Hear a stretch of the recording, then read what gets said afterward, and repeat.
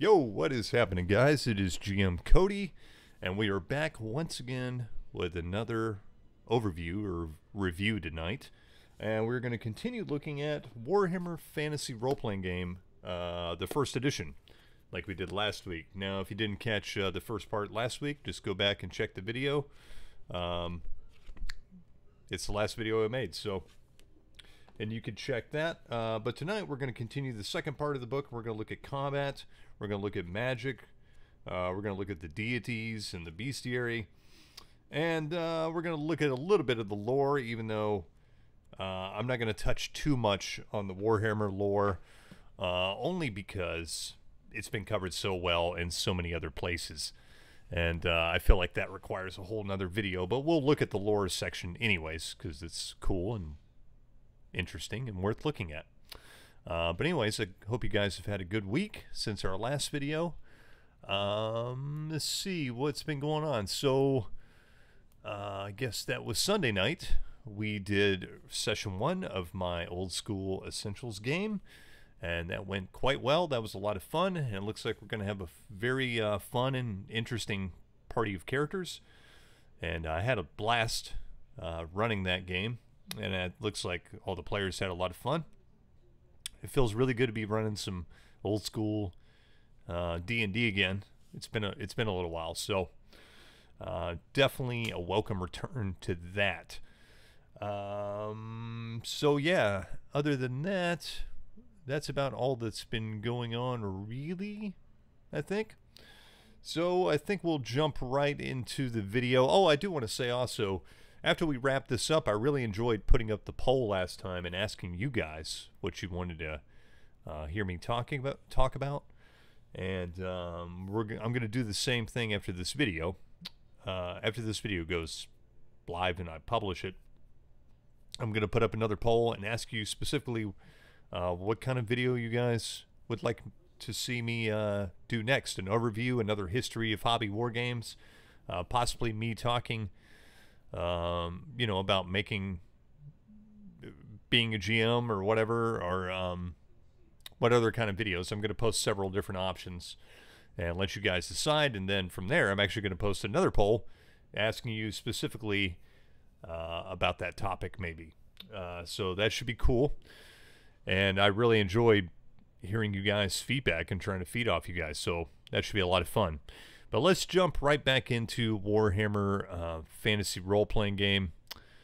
And we are in the combat section. So combat in Warhammer Fantasy is a deadly affair. I'd say it's about on par with Rolemaster, if you're familiar with that, which I did a video series, just a 2-part video series looking at Rolemaster 2nd edition. And I'd say the lethality in Warhammer Fantasy Roleplay is about comparable to what it is in, you know, Rolemaster.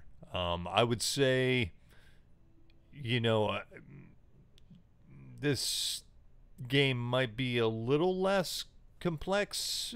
Maybe not. It's probably about as complex as Rolemaster. No, it's not. It's not as complex as Rolemaster. But it's, you know, it's almost there in complexity, and the combat's, you know, got a little bit more complexity to it than you would see in your typical D&D game, as we're going to look at here. So let's jump into the combat section. Some cool art there, I think, again, by Tony Acklin. Just some classic Games Workshop art there. So combat, you know, so they start off and kind of give you some ideas for using, you know, miniatures and maps and such. And they show some miniatures here, which you can't see very well. Obviously, they would recommend using miniatures because it is made by a miniatures company that produces miniatures war games. It only makes sense to use their miniatures, right? But, you know, they do say that you could easily play combat without miniatures, obviously. So it gives some, you know, distances, things. It tells you about the round. A round, I think, is 10 seconds in this game, if I'm not mistaken. Yes. Brief 10-second space. is a round. You act in initiative order, so you don't roll for initiative by the book in Warhammer Fantasy First Edition. You just act on your initiative characteristics. So if you remember last time we looked at the characteristics, and one of the characteristics was initiative. And so you go in order whatever your initiative characteristic is every round. Actions you can take in combat. Well, you can move, you can charge, you can shoot a missile weapon, you can fight in hand-to-hand combat, you can cast a spell, you can take up, which means drawing a weapon or taking something out of your bags or whatnot. Or you could drop something, and it also says you could do other things arbitrated by the Game Master, of course. Initiative and surprise. There's a couple ways to surprise. Of course, you can ambush and surprise an opponent or opponents.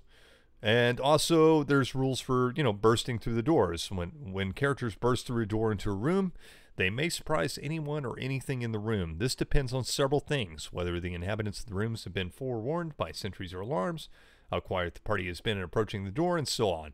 So it doesn't give like some random roll to surprise in this game. It really leaves it up to the Game Master to determine if the situation is right for a surprise, which is fair, and I like it.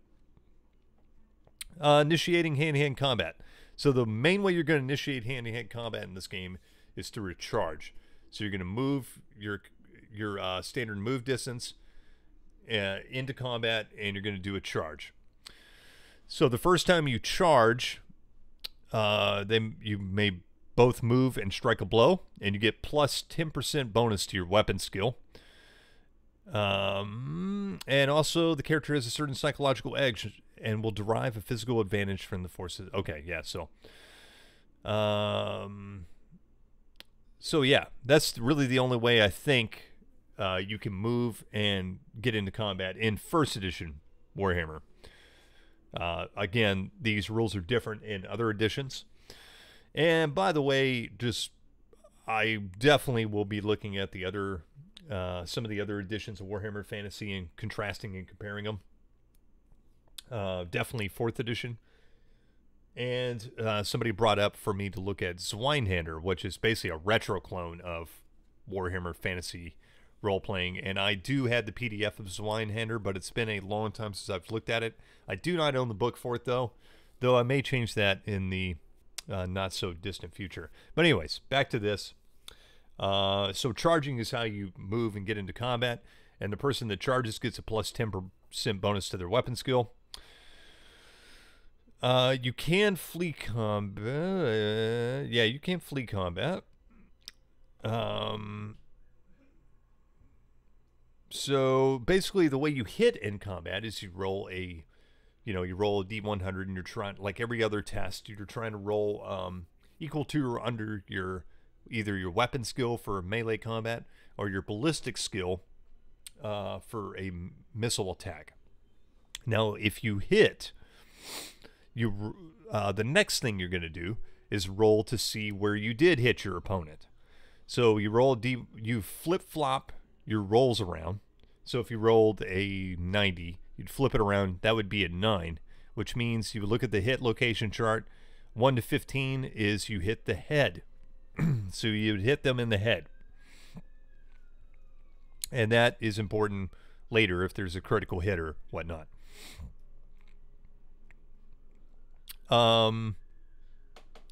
So after you've been hit, your opponent will look at what armor they're wearing. Now, I'm skipping ahead a little bit so we can look at all this. So armor's right here. I'm going to zoom in just a little bit so we can see this a little bit better. Armor is damage reduction in this game, and it is piecemeal armor. So you need to buy armor, well, sort of piecemeal armor. It's not really completely piecemeal, but different types of armor basically covers different areas of the body, and you need those areas protected. Otherwise, you're going to take full damage. You can also stack armor together, which is interesting. So for example, you can wear like a male shirt, and you can also wear a breastplate over the male shirt, and you could wear a helmet and say, some plate or male leggings. but you can stack armor on top of each other, certain types, to get additional benefits. So if you had a mail shirt and a breastplate, that means you would have 2 armor points in your body area, and you would suck up 2 points of damage, which is quite cool. So that's basically how, the basic gist of how, hitting and damage works, sort of. So how do you roll damage? Well, to roll damage, you roll a d6, and then you roll your damage modifier depending on what type of weapon you're using. And basically, I think all weapons deal a d6, if I'm not mistaken. Let's look here. Damage.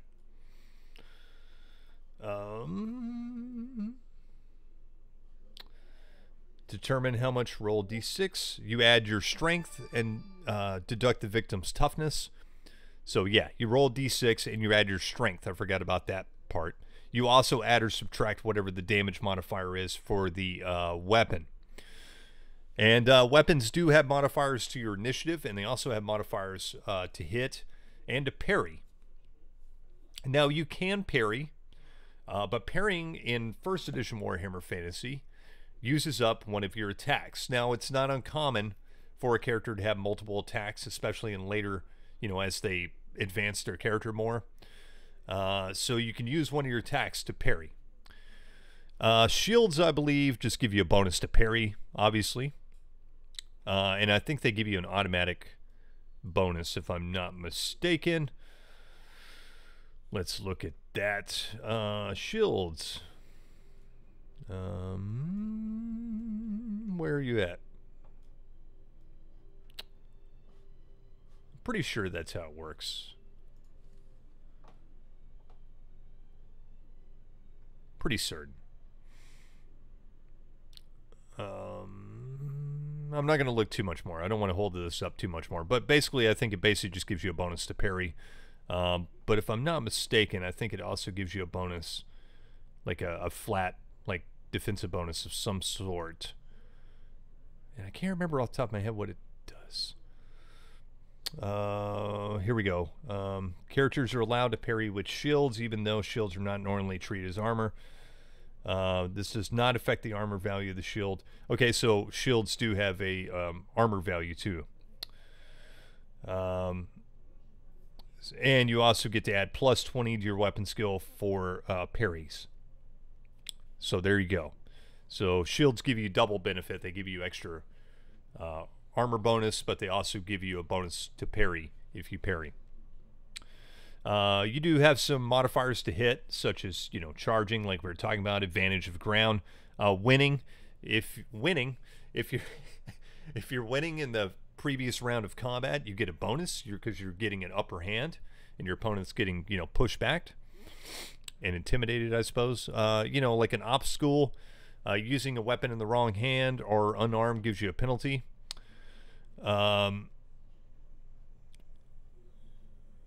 So if you attack a prone or a static target, you get a bonus to hit, or you hit them automatically, and damage is doubled, and you get to pick where they are hit, I think. Can be hit automatically. Damage caused is doubled. When attacking prone or static creatures, characters can choose the body area they wish to strike, and hit is automatically. So it's a lot like AD&D, except in this, of course, you're hitting specific locations. So yeah, so that's basically how combat works. Let's look at what else. Unarmed combat is a possibility too.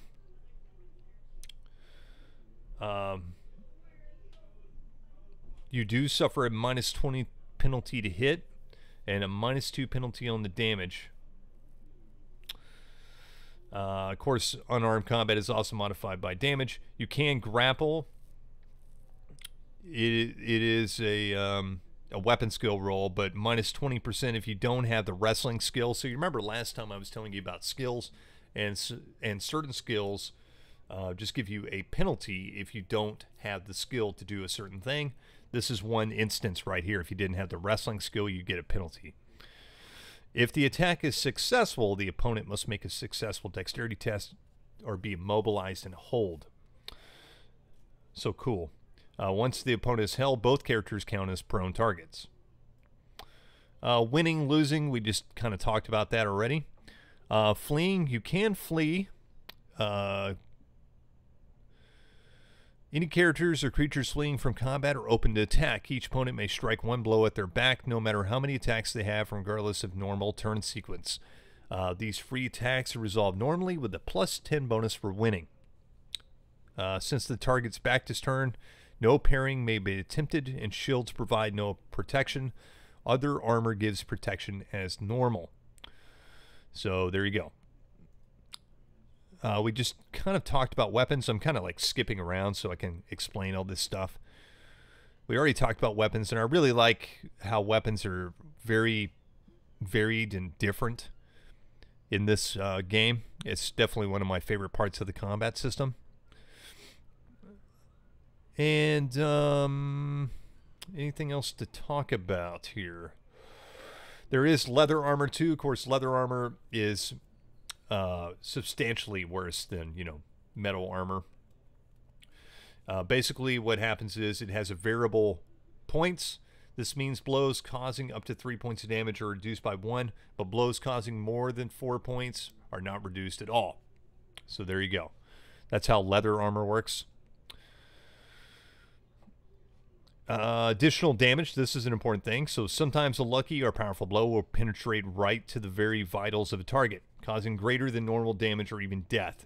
When any creature rolls a 6 on the damage die, before modifications, there is a possibility that such blow has been struck. The player rolls a d100 a second time. The number rolled is equal to or less than the character's weapon skill. Additional damage has been caused. Another d6 is rolled, and the result is added to the first die roll. And of course, if the second die roll is a 6, you don't make another weapon test after that. The 6 just explodes again and again and again after that. So there is exploding damage, if you will. Critical hits are a little bit different in this game and very interesting. So what happens is when you go to 0 wounds, your wounds are like your buffer level. And after that, you start taking critical hits. So when you go to 0 wounds, what you do is you see how many wounds you've taken over your wounds, and then you roll 1d100.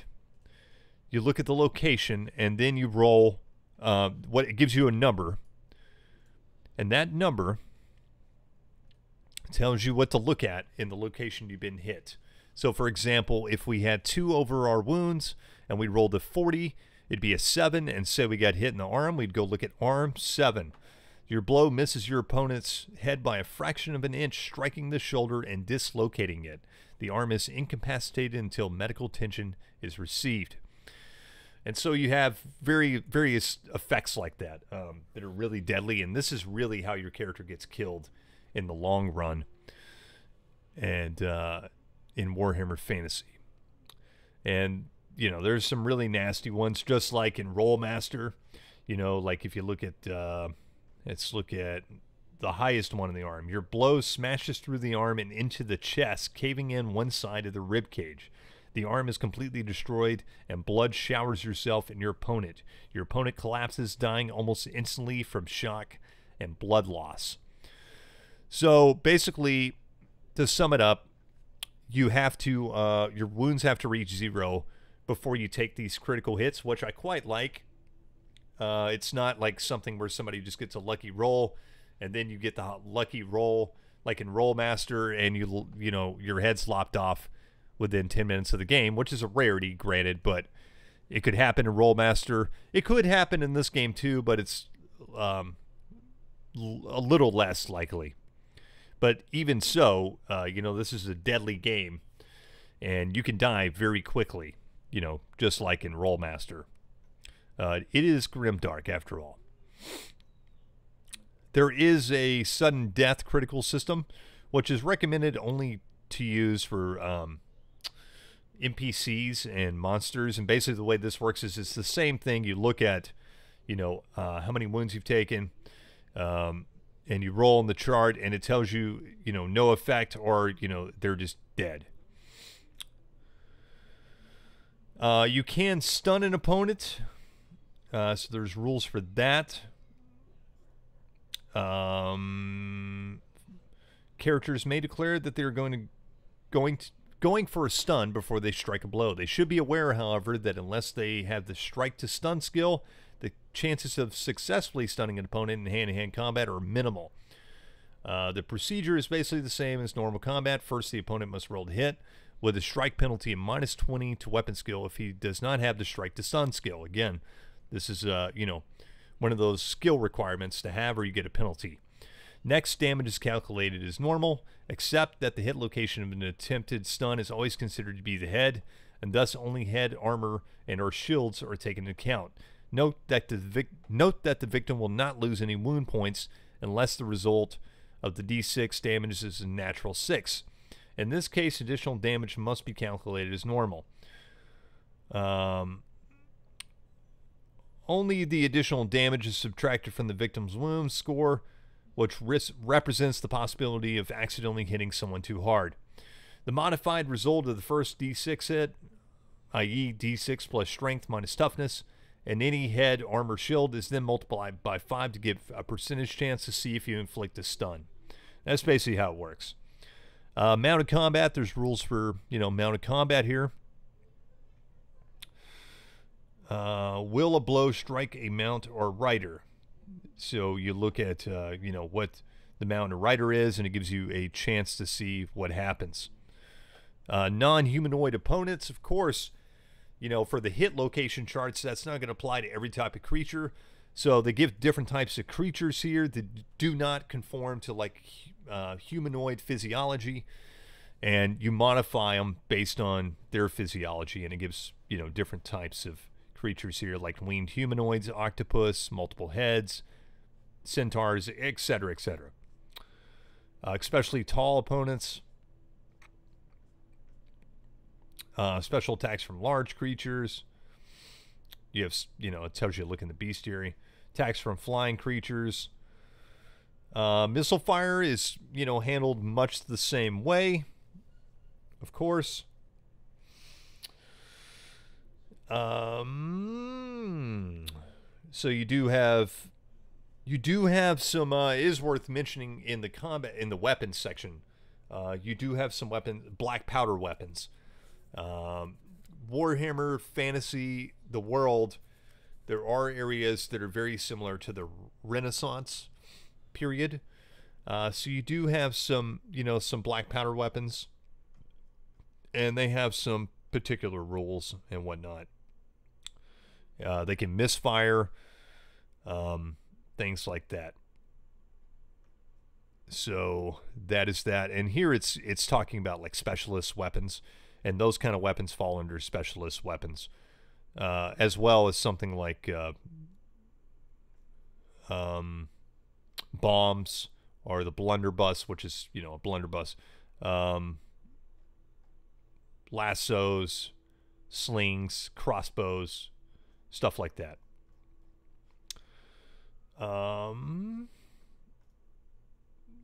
So I'm just kind of skimming through here. Misfires, if a gunpowder weapon misfires, any natural roll basically of a double is a misfire.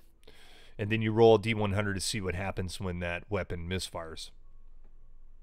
Wounds and recovery. Wounds fall into 3 different categories. Light, the character has 2 or more remaining wound points. Heavy, the character has less than 2 remaining wound points. Severe, the character has suffered 1 or more critical hits. And then it tells you how these characters heal. So lightly wounded characters will recover naturally. Heavily wounded characters will not start to recover naturally until they have been treated. Severely wounded characters will probably need on-the-spot attention by a character with heal wound skill in order to survive long enough to reach a character with surgery, or they'll die. And then it gives healing times, how long it takes to heal wounds. Medical attention for bleeding and broken and amputated limbs. Of course, like we were talking with the critical hit system, that's going to happen. And that's basically combat. Grim, dark, and deadly. How we doing on time? Pretty good. Magic. So magic, Like we were talking about last time, starting off with, there's only a handful of character careers that can use magic, but as you advance through careers, you may pick up a magical career. Now, magical careers are slightly bit different. If you want to advance in a magical career, you have to basically completely complete that career to go on to the next level of that magical career. And we're going to skip ahead a little bit so I can show you what I'm talking about here. So say you want to be a wizard. A wizard.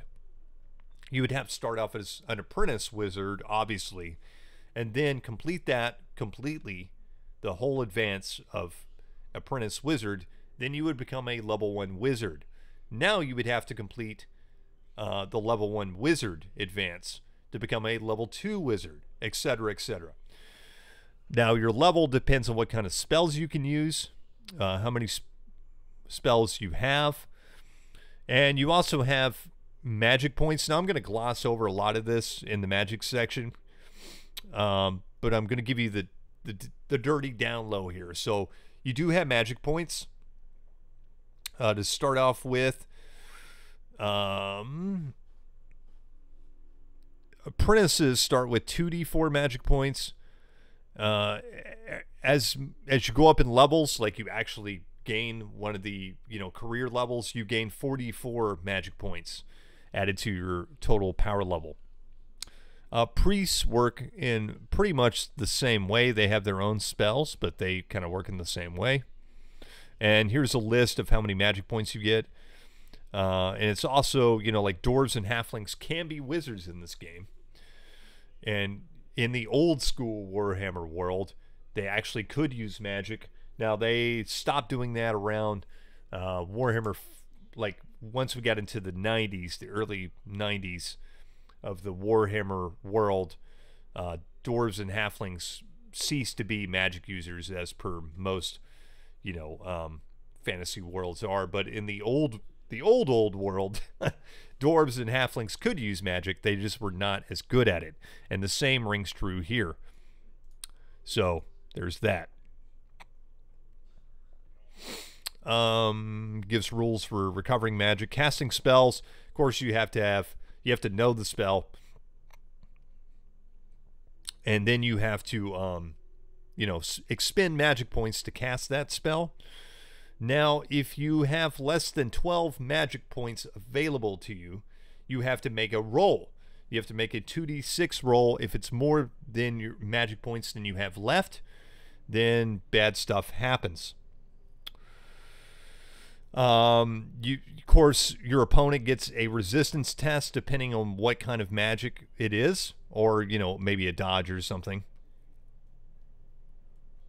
Let's see.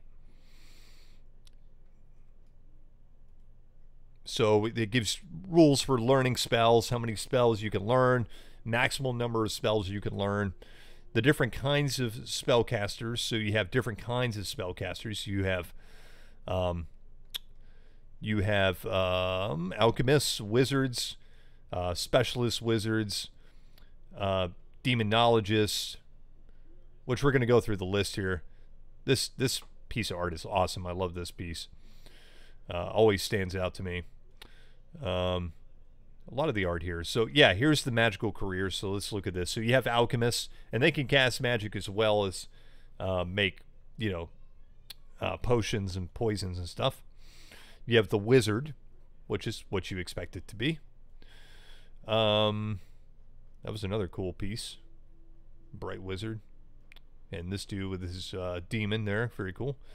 Oh, we have another color play here. Obviously, John Blanche. Very cool. Yes, John Blanche, 1986. Very cool piece. Anyways. Demonologist. You can summon demons. Elementalist. Wizards that use elements. Illusionist. Necromancer. And that's it. Those are all the different types of magic users. And they are very distinctly different for the most part. They have some, unique skills and abilities. Clerics So to become a cleric, just like become a wizard, you have to start off as an initiate, then you can become a cleric.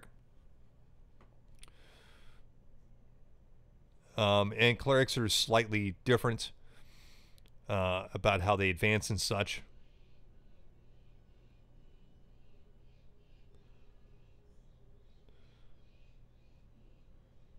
And as you advance, I guess you have to roll on this table here. Now, I'm not really wholly familiar with the clerics just because I've never had anybody play one, and I've never played one. But from what I've seen, they pretty much are a lot like the magic users. They have their own spell list, and they expel spell points and stuff. But apparently when you advance here, you have to roll on this chart to see how your god judges you to advancing to the next level of cleric. And there's bad things and good things. And just like wizards, they go up in levels. You do have, druids, which work a lot of the same ways as clerics would. And they have their own advancement chart. And magic spells. And there's a whole host of spells here you can learn for different types, all the different types of magic. And petty spells are like spells that really anybody can use if you know how to cast magic. And they're the spells, most starting spell users would use. Then you have things like battle magic. And magic does have levels corresponding to it. Even though, yeah, I keep talking about levels, it's a little confusing because there actually isn't technically levels in Warhammer Fantasy. But for these classes, they do have levels. Go figure. So that is a bit confusing, but I think it keeps things fairly straight. Of course, we were talking about these are demonologist spells and summoning demons. Here's some more great. This is not John Blanche. This is Will Reese. This is a really great piece of art here. And here's the rules for summoning demons and all the demonic magic, which I'm sure the parents just were. I'm sure all the, during the Satanic Panic, they just loved this, right? Of course, I never heard of this game getting pointed out back then specifically, but it seems like it would have. What else we got? Illusionist spells, right?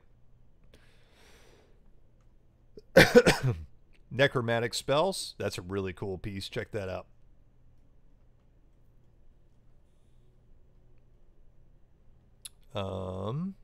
Druid spells. This is a great piece and a classic piece that has been reused quite a few times in Warhammer books, especially back then. But I always liked this one.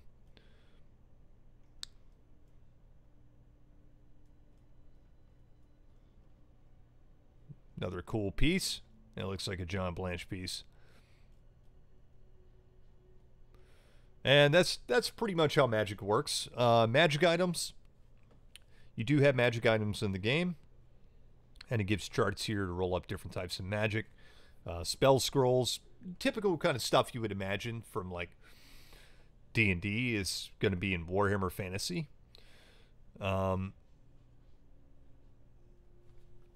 Though there's probably not as many magic items listed in this book as you would see like in D&D. And this really gives you just a lot of guidelines about how to like randomly roll up or create magic items, and some examples is the best way I would put it. But they do give some specific ones, especially like there would be, and also stuff that you would probably only see in Warhammer, like Dawnstones or runes and stuff. But yeah, there's a little section here on magic items.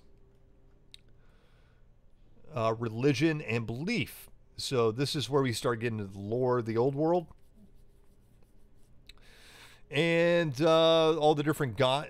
In this section, of course, we're going to go over the different gods and the different minor and major deities. Gods of the old world. And it's going to list all the different gods. You know, Manon, god of the seas. Mor, god of death. Myrmidia, goddess of war. Renaud, god of thieves and tricksters. And this is a cool one. Shalia, goddess of healing and mercy.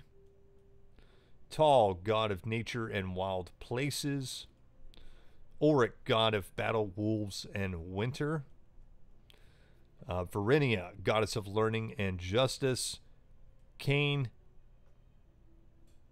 Okay, yeah. So then we start getting into some of like the chaos gods and stuff, which are infamous now in Warhammer, like Cain, Lord of Murder, Raya, the Mother Goddess. Interesting enough, it doesn't mention the other chaos gods, but it does mention Cain in here. I'm sorry, Cain's not a chaos. What am I thinking? I was thinking of Khorne. Cain is the god like the Dark Elves worship, the god of murder and all that. Anyways, ignore me. But it doesn't talk about the chaos gods in here. Probably because at that time they released 2 books about chaos specifically, and it went into great detail about all the different chaos pantheons and stuff. And they probably, wanted you to buy those books to get all the chaos pantheons. Of course, nowadays we all know what those are. Khorne, Nurgle, Slaanesh, and Tzeentch.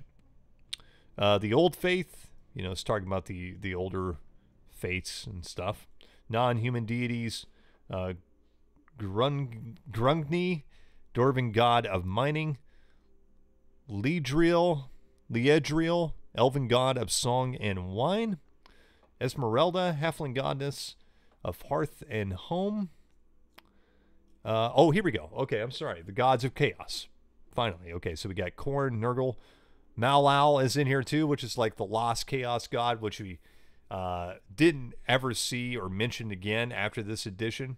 But there was another chaos god called Malal.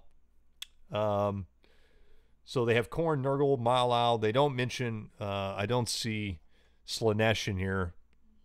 And I don't see Tzeentch. But Malal's in here. That's cool. Gods of law. Alumnus, Aranka, and Sulcan.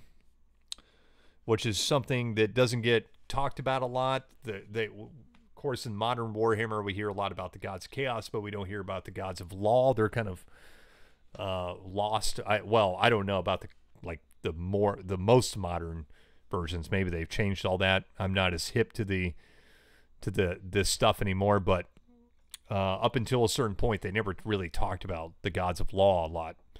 And this whole like chaos and law thing is a big thing in the Warhammer world, and of course that was very much inspired by Elric and the Eternal Champion series by Michael Moorcock. As that was a big inspiration for the Warhammer world. And then we go down here and we are in the bestiary section, and very cool art here.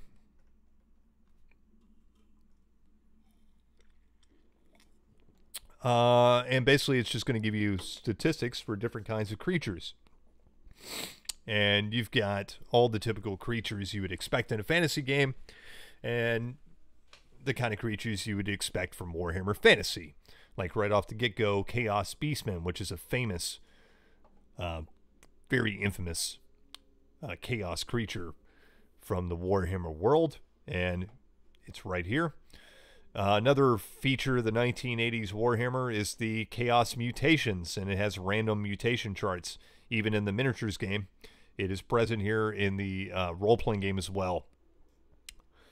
Of course, dwarves, elves, Fimir, which are not talked about at all anymore, but it was a race in the old world 1980s Warhammer. You had the Fimir, which were these weird bird-like scorpion dudes, lizard dudes.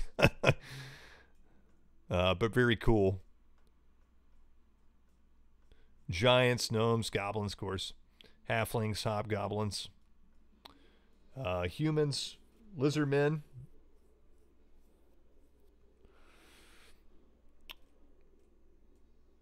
And the Lizardmen are slightly different than what they would become in this edition. Similar, but different as well. Some more cool art there. Minotaurs, orcs, ogres. Some more color plates. These are by Bob Naismith. And these are very cool. Check that out. Cool stuff. Black orcs, all the different types of orcs. Skaven, another very infamous race from Warhammer Fantasy. The Ratmen, of course. Everybody loves the Skaven. This is cool.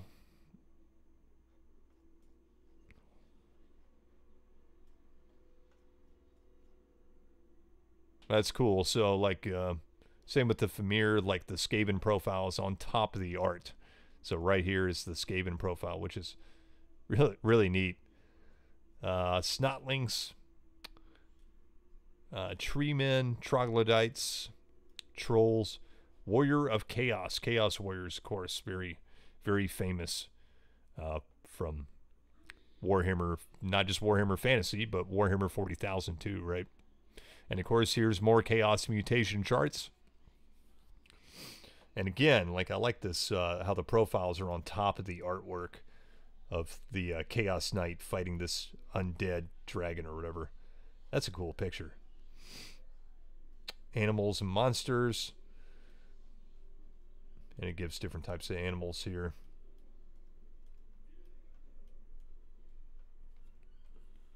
All good stuff.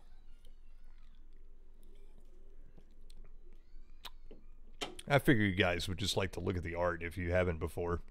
So, there's not a lot to say. Of course, you know, it gives a profile here just like a character profile. You have movement, weapon skill, ballistic skill, strength, toughness, wounds, initiative, etc., etc. So, just like a regular, and of course, special rules depending on the creature.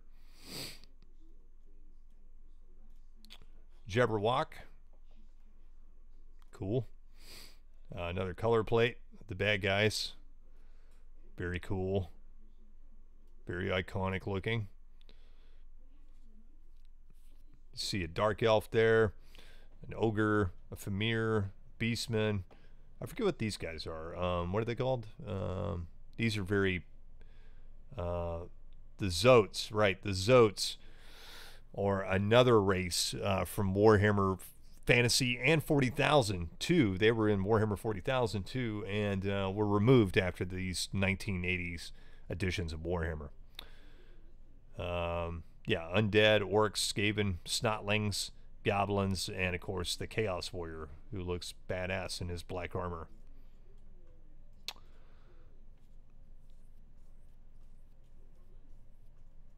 What else we got here? That's a cool picture. Small animals. We're getting towards the end. Weird creatures and such. Wyverns. The Zotes. There we go. These weird dudes. Undead. All the different types. Undead, vampires, mummies, skeletons, vampires. Ghosts. Different types of ghosts. Specters, wraiths. Elementals. Demons. Which these are awesome. Check that out. Nice picture. Demonic servants. And that's it for the bestiary, pretty much. The world guide, again, I'm not going to like go into detail talking about the Warhammer world. If I'm going to do that, I'd rather break it up into several videos. But it talks about, you know, the general overview of the Warhammer world. And like I talked about last time, this book really did flesh out the Warhammer world more than it had been previously known before this. So this book really kind of, this book and the Warhammer Fantasy 3rd edition miniatures game were highly responsible for really cementing what was the Warhammer world. Now, there are some differences in this old world from the old world of later editions, And maybe, you know, if I do a Warhammer Fantasy lore video, I can talk about those differences. And they're pretty subtle, most of them, but some of them are more drastic. Of course, we talked about how they're the Famir and the, you know, the Zotes and stuff like that. They pretty much removed, not completely, but they, you know, they didn't talk about them a lot, and they weren't a big part of the world. And they changed the look and appearance and style of a lot of things over the years. And they talked about certain areas less, like Albion or Araby, or things like Norska. You just didn't hear about very much, or things like, well, this is a classic. This is from the first edition Warhammer miniatures game, and of course featuring, like in every edition of Warhammer Fantasy, Harry the Hammerer, the Chaos Warrior on the front cover. But this is from the first edition. What are the other things you didn't hear too much about? They didn't necessarily like remove these things in later editions. They just didn't talk about them as much, or they kind of changed what they were, or maybe changed their name or whatnot. Bretonnia was quite a bit different in this time in the Warhammer world than it became in later renditions of Warhammer. It was much less the Arthurian, you know, Knights of the Round Table kind of Bretonnia, and more like, you know, 100 Years' War France is more what Bretonnia was in this old world, right? And they changed. That was the one that changed quite a bit. Yeah, and then it gives a map of the old world. Just not the whole thing, but you know, a good section of it.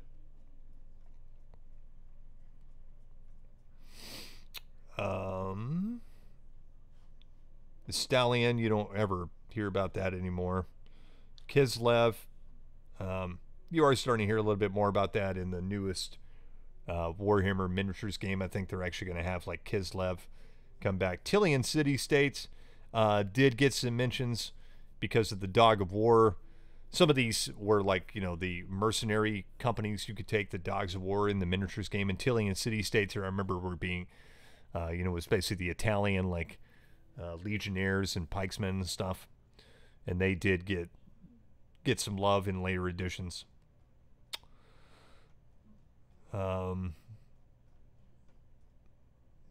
Yep. This goes into more about, of course, the Empire is the generic setting for Warhammer Fantasy Roleplay. You don't have to base your game in the Empire, but it assumes that that's going to be, that's kind of like the Forgotten Realms, if you will, or the Sword Coast of Warhammer Fantasy Roleplay would be the Empire, which is basically the Empire, if you are not familiar with Warhammer Fantasy, is basically an amalgam of medieval Germany, essentially the Holy Roman Empire. We got some cool pictures here, some painted miniatures. That's pretty cool. I guess specifically you could use for Warhammer Fantasy. And this cool looking figures. Let's zoom in on those for a minute. Very nice. I really like this Elven Prince dude right here. I've never seen that figure. I really like that figure. It's probably like $50 now. So probably won't come upon that figure again, but he looks very cool.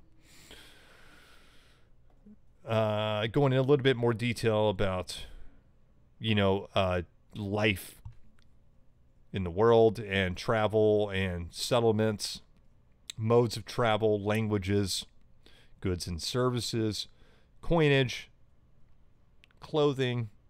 This is a cool picture. And this is basically like the equipment guide, where it gives all the prices for weapons and armor and such. And miscellaneous items, transports, dwellings. Gives rules for, you know, forgery of currency, generating hirelings. And then we get into an adventure. And I have ran this adventure before. I don't really remember what it's about, but I do remember it being pretty good. We got some more painted miniatures here, some bad guys, which is cool. Some very old Games Workshop miniatures, Citadel miniatures. I especially love, which I don't think you're going to be able to see very well, but the old Chaos Dwarves. Perfect. Don't get me wrong, I love the Sumerian Chaos Dwarves that most people know, but I really love the really old 80s Chaos Dwarves. They're amazing looking. And there are some companies now that are kind of making copies of those old Chaos Dwarves. Anyways, from what I remember, this adventure is pretty good, but I don't really remember what it's about because it's been a while since I've ran it. It does have a tiny little dungeon crawl, if you will. I do like one thing about Warhammer Fantasy, even, back then when this game was made in the 80s, it doesn't necessarily focus a whole lot on dungeon crawling, which is awesome. And I think this game really was ahead of its time in presenting some of its adventures and things. If you look at like The Enemy Within and some of the classic adventures, if you get a chance, go take a look at them. The adventures from this time are really ahead of their time and still hold up very well to this day. And though they do have some adventures that are generic dungeon crawls and have dungeon crawl sections, they had a lot of other deeper, darker, interesting ideas and role-playing opportunities than a lot of adventures from the time did, I think. Some really classic and good stuff. Go take a look if you haven't. Even if you're playing D&D, you could probably use a lot of those Warhammer Fantasy adventures, and they would translate well. And that's basically it. We are at the end, and here's the character sheet, which I always love the look of this character sheet. Beautiful. Looks great. I guess we got some example characters. And here's some like plans of different buildings and stuff, which is cool, I guess. Useful. This book is definitely chock full of inspiration. Somebody brought that up in the comments in the last video. I forget who it was, that you could just open this book and get inspired. And I think they're definitely right. Every time I look at this book, just the art and the style of it alone, but just the and the rules too. Even if you're not playing Warhammer Fantasy, it's got a lot of things in there you can get inspired by and extrapolate or take into your system of choice. And it definitely does. It's inspiring. The skills charts and all that stuff are in the back here. And that is basically it, folks. Of course, preview for, I guess, Warhammer Fantasy 4th edition. All right, sweet. Well, I hope you guys have enjoyed this overview of Warhammer Fantasy Roleplay. Well, it's actually, I was actually talking and looking at this a lot longer than I thought, so that worked out pretty well. I'm glad I broke this up into 2 parts. Hope you guys have enjoyed this overview. If you have, make sure to give me a thumbs up. I don't often say it, but I'll say it now. If you haven't subscribed, go ahead and subscribe. It keeps me motivated, guys. So, keep them coming. I don't really care to make this a job or monetize it or anything like that, but when you guys show encouragement, leaving comments and thumbs up and stuff, it really encourages me to keep this thing going and gets me excited to keep it going. I really enjoy doing it, as long as you guys are enjoying it, and it seems like you guys are. It's so cool. Yeah, so like I said, next week I'm not sure what we're going to be talking about. I'm going to put a poll up, see what you guys would like me to talk about, and I'll kind of think about it from there. Other things coming up this week. So we are doing the Lord of the Rings book club. We will continue that. We were going to do it Friday, but we're going to have to bump it up, unfortunately. Hopefully that doesn't cut into, I don't think anybody's actually reading with us. But if you are, unfortunately, we're going to have to bump up the conversation to Thursday.